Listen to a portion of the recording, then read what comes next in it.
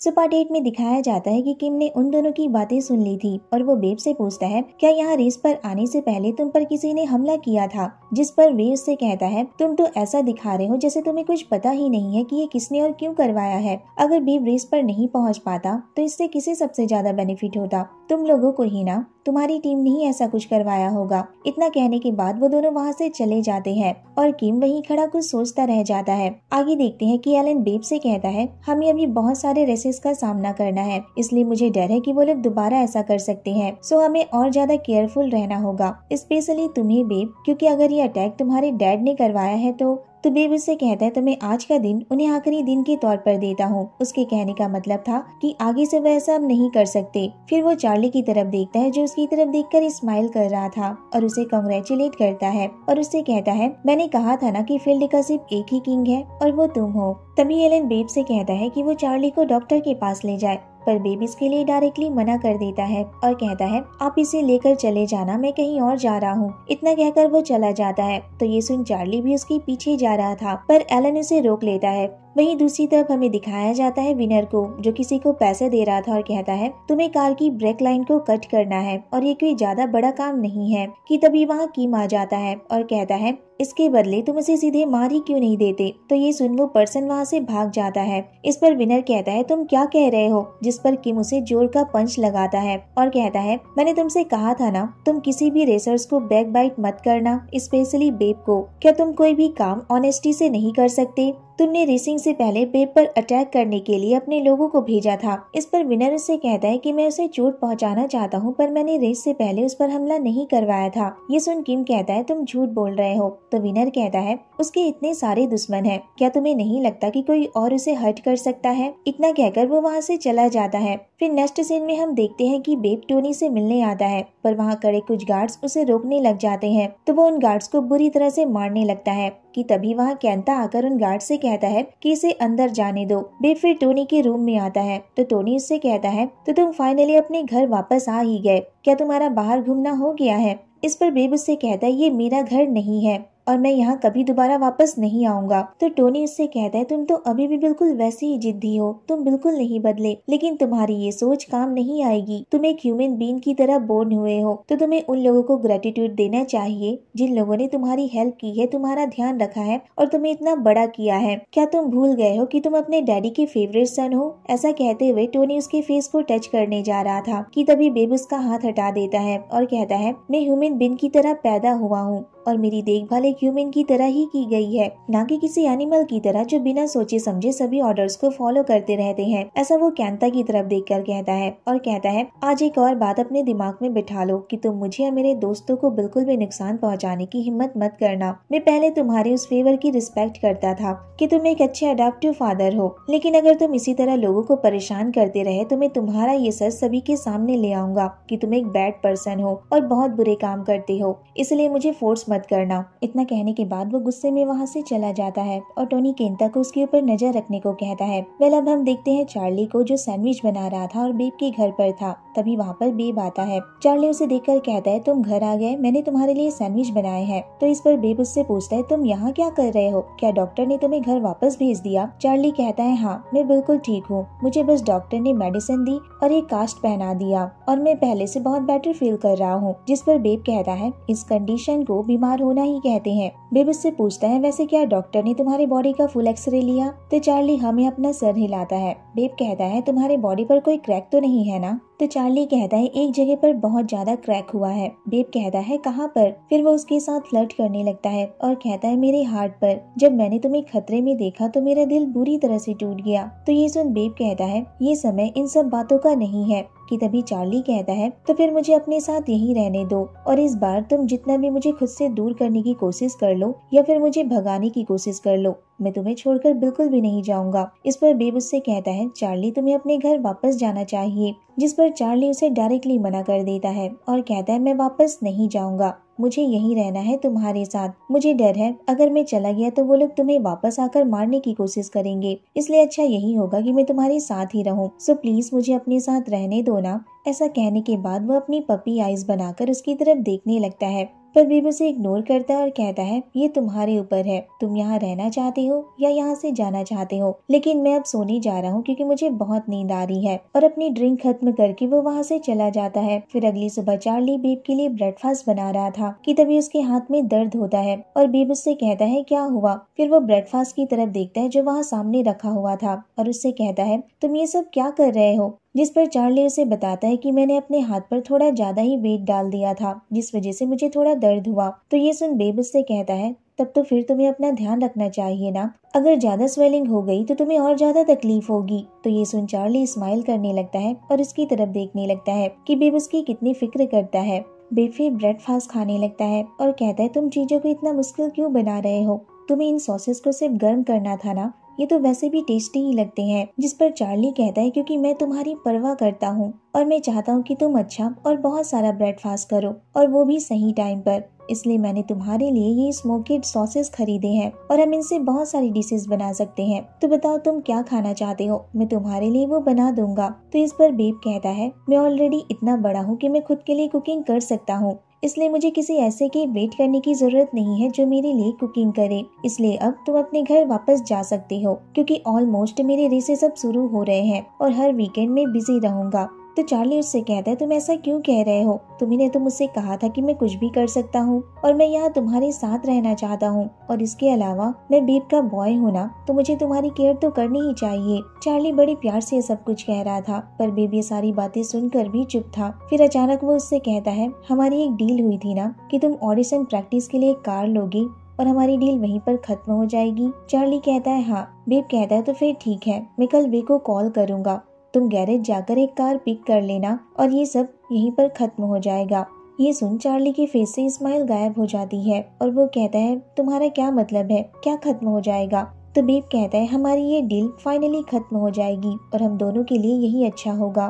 तो इस पर चार्ली को बहुत ज्यादा शॉक लगता है और बेब भी इस डिसीजन से बिल्कुल भी खुश नहीं था। उसकी आंखों से साफ पता चल रहा था कि वो बहुत दुखी था। इतना कहने के बाद बेब वहाँ से चला जाता है और चार्ली बहुत बुरी तरह से शॉक में था। आगे देखते हैं कि बेब बहुत फ्रस्ट्रेटेड और गुस्से में था और बॉक्सिंग कर रहा था और यही गुस्सा और फ्रस्ट्रेशन वो सभी पर उतारने लग जाता है। जब जेफ उसकी कार की ट्यूनिंग कर रहा था तो उसकी ट्यूनिंग उसे बिल्कुल भी अच्छी नहीं लगती है, तो वो एलन से अपने कार की ट्यूनिंग करने को कहता है। ये सुन जेफ को बहुत बुरा फील होता है। देन वो उसके पीछे जाने लगता है पर एलन उसे रोक लेता है और कहता है उसका मूड खराब है, उसे जाने दो। तो इस पर जेफ कहता है अगर उसका मूड खराब है तो वो अपना गुस्सा मुझ पर क्यों उतार रहा है, मैंने उसके साथ क्या गलत किया है। तो ये सुन एलन उससे कहता है अब तुम गुस्सा क्यों कर रहे हो, तुम जैसे यंग लड़के को ओल्ड पर्सन की तरह इरिटेट नहीं होना चाहिए। जिस पर जेफ कहता है अगर अंकल एलन ने ये प्रॉब्लम सॉल्व नहीं की ना तो मैं स्ट्राइक पर चला जाऊंगा और ये जॉब भी छोड़ दूंगा। ये सुन एलन कहता है ठीक है, मैं तुम्हारे लिए इस प्रॉब्लम को जल्दी से जल्दी फिक्स कर दूंगा। एलन फिर बड़े प्यार से उसे समझाने लगता है और कहता है वैसे भी तुम्हें कौन बुली कर सकता है, तुम तो मेरे फेवरेट मैकेनिक हो। ये सुन जेफ कहता है नहीं, आपका फेवरेट तो बेब है। एलन कहता है तो तुम्हें भी उससे जलन हो रही है। जेफ कहता है नहीं, लेकिन पीट बेब आपका सच में फेवरेट है क्योंकि हर कोई उसके सामने सरेंडर जो कर देता है। इस पर एलन कहता है बेब मेरा फेवरेट नहीं है, वो मेरे छोटे भाई की तरह है और एक्स हंटर में हर कोई उससे एक फैमिली की तरह प्यार करता है। तुम थोड़े दिन रुको तो तुम्हें भी हर चीज अच्छे से पता चल जाएगी। जेफ फिर उसकी पूरी बात सुने बगैर ही वहाँ से जा रहा था कि तभी एलन कहता है तुम भी इस टीम के इम्पोर्टेंट पर्सन हो और तुम भी मेरे छोटे भाई की तरह ही हो, तो जरा इस बारे में सोच कर देखना और अगर फिर भी तुम्हें कोई प्रॉब्लम हो तो तुम मुझे बता सकते हो। ये सुन जेफ का सारा गुस्सा ठंडा हो जाता है और वो एलन से कहता है कोई बात नहीं और वहाँ से चला जाता है। फिर नेक्स्ट सीन में देखते हैं कि बेब सिमुलेटर पर नॉन स्टॉप प्रैक्टिस किए जा रहा था और उसके बाकी के मेंबर उसके साथ प्रैक्टिस करके बुरी तरह से थक चुके थे। तभी वहाँ एलन आता है तो नॉर्थ एलन को बताता है कि अब वो बेब के साथ ट्रेनिंग नहीं लेना चाहता, इवन अगर सिमुलेटर पर भी उसे ट्रेनिंग करनी पड़े ना तब भी वो नहीं करेगा। फिर डीन कहता है सही कहा, मैं भी डेली प्रैक्टिस करता हूँ लेकिन इस तरह नहीं। बेब पहले कितने अच्छे से ट्रेनिंग किया करता था और रेसिंग की प्रैक्टिस किया करता था, और वो रेसिंग को लेकर कितना सीरियस भी था, लेकिन अब पता नहीं उसे क्या हो गया है। वो हर वक्त बस गुस्से में ही रहता है और मल्टीपल टाइम प्रैक्टिस करता है। हम उसके साथ ट्रेनिंग नहीं कर सकते, हम बहुत थक जाते हैं और उसका इस तरह प्रैक्टिस करना बिल्कुल भी सही नहीं है। उनकी बातें सुनकर एलन को भी बेब की चिंता होने लगती है और वो कहता है ठीक है, मैं इस बारे में उससे बात करूंगा। वहीं दूसरी तरफ हम चार्ली को देखते हैं जो गैरेज के बाहर बेब का वेट कर रहा था। तभी वहाँ पर जेफ आता है और उससे कहता है क्या तुम बेब का वेट कर रहे हो? पर वो तो अभी ट्रेनिंग कर रहा है, लेकिन कुछ ही देर में गैरेज बंद होने वाला है। तुम दोनों मिलकर अपनी मिसअंडरस्टैंडिंग को क्लियर कर लेना। उन दोनों को बात करते हुए अचानक बेब देख लेता है और उसे और ज्यादा गुस्सा और जेलस फील होने लगता है। फिर नेक्स्ट सीन में देखते हैं कि बेब ट्रेनिंग खत्म करके बाहर जा रहा था कि तभी जेफ उसे रोक लेता और कहता है मैं तुमसे कुछ बात करना चाहता हूँ। पर बेब उसे साफ इनकार कर देता है और वहाँ से जाने लगता है कि तभी जेफ कहता है तुम मेरे और चार्ली के फ्रेंडशिप को लेकर परेशान हो ना? तो ये सुन बेब वहीं पर रुक जाता है। जेफ उससे कहता है ये तुम्हारी गलतफहमी है, हम दोनों के बीच ऐसा कोई रिलेशनशिप नहीं है और ना ही कभी हो सकता है, इसलिए तुम्हें उससे नाराज होने की कोई जरूरत नहीं है। बेब कहता है पर मैं इस बारे में कुछ भी नहीं सुनना चाहता, तो तुम मुझे क्यों बता रहे हो? जेफ कहता है क्योंकि तुम इस बात को लेकर बहुत ज्यादा फ्रस्ट्रेटेड हो और इसी वजह से तुम दोनों के बीच झगड़े भी हो रहे हैं, इसलिए मैं तुम्हें कंफर्म कर देना चाहता हूँ कि हमारे बीच ऐसा कुछ भी नहीं है, मुझ पर विश्वास करो। तो ये सुन बेब कहता है मैं तुम्हारी कोई बात नहीं सुनना चाहता, यहाँ से चले जाओ। ऐसा कहकर वो जा ही रहा था कि तभी अचानक जेफ उसका हाथ पकड़ लेता है और उसे एक सीन दिखाई देता है जिसमें बेब की कार ट्रैक से बाहर हो जाती है और अचानक उसमें आग लग जाती है। ये देख वो शॉक में चला जाता है। यहीं पर हमें पता चलता है कि जेफ के पास एक पावर है जिसकी वजह से वो किसी के टच में आते ही उसका फ्यूचर आसानी से देख सकता है और शायद यही वजह है कि वो किसी के साथ हैंडशेक करना पसंद नहीं करता। ये सीन देखकर वो घबरा जाता है पर वो इस बारे में बेब को कुछ भी नहीं बताता। बेब अपना हाथ छुड़ाकर वहाँ से बाहर चला जाता है और जब वो बाहर आता है तो देखता है कि चार्ली उसका वेट कर रहा था। चार्ली उससे कहता है मैं तुमसे कुछ बात करना चाहता हूँ, मैं समझ नहीं पा रहा हूँ कि मैंने ऐसा क्या किया है जो तुम मेरे साथ ब्रेकअप करना चाहते हो और मुझे अवॉइड क्यों कर रहे हो? तो इस पर बेब कहता है मैं तुम्हें अवॉइड नहीं कर रहा हूँ, लेकिन मुझे डिस्गस्टिंग फील हो रहा है। चार्ली कहता है तुम किस चीज को लेकर इतना डिस्गस्टिंग फील कर रहे हो? तो बेब उसे बताता है कि मुझे अपनी चीजें किसी के साथ शेयर करना पसंद नहीं है। चार्ली कहता है तुम्हारे ऐसे कहने का क्या मतलब है? तो बेब कहता है चार्ली अब झूठ बोलना बंद भी करो, तुम कब तक मुझसे झूठ बोलते रहोगे? तुमने मेरे साथ डील की थी, फिर भी तुम जेफ के साथ थे, तुम्हें मुझे इस तरह एजिटेट करने में मजा आ रहा था। चार्ली कहता है बेब तुम कुछ ज्यादा ही सोच रहे हो, जेफ और मेरे बीच ऐसा कुछ भी नहीं है, ये इम्पॉसिबल है। तो बेब कहता है तुम्हें क्या लगता है मैं तुम पर विश्वास करूंगा? बेब कहता है तो फिर बताओ तुम उसके साथ इतना टाइम स्पेंड क्यों करते हो और इससे क्या बातें करते हो? इस पर चार्ली कुछ नहीं कह पाता है। बेब कहता है देखा तो मुझे कुछ नहीं बता सकते। चार्ली कहता है हाँ मैं तुम्हें नहीं बता सकता, पर आई स्वेयर जैसा तुम समझ रहे हो वैसा कुछ भी नहीं है। बेब कहता है तुम्हें क्या लगता है मैं तुम पर बिलीव कर लूंगा? मैंने अपनी आंखों से देखा है तुम दोनों को लिफ्ट में जाते हुए। चार्ली कहता है तुम इतने जिद्दी क्यों हो बेब? इस पर बेब उसे जोर का धक्का दे देता है और कहता है मैं जिद्दी नहीं हूँ और अब से मैं इस बारे में कोई बात नहीं करना चाहता और हमारे बीच जो कुछ भी था वो सब अब खत्म होता है, तो अब मेरी लाइफ से बाहर निकल जाओ। ऐसा कहकर वो वहाँ से चला जाता है और चार्ली वहीं खड़ा उसे देखता रह जाता है।